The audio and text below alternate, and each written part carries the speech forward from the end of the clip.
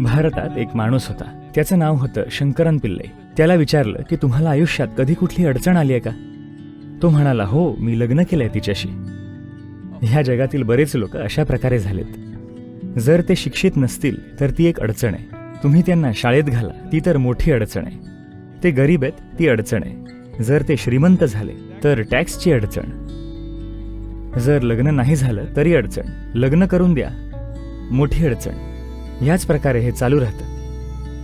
त्यांनी अडचणींशी लग्न केलंय. जगात कोणत्याही अडचणी नाही आहेत त्या फक्त परिस्थिती.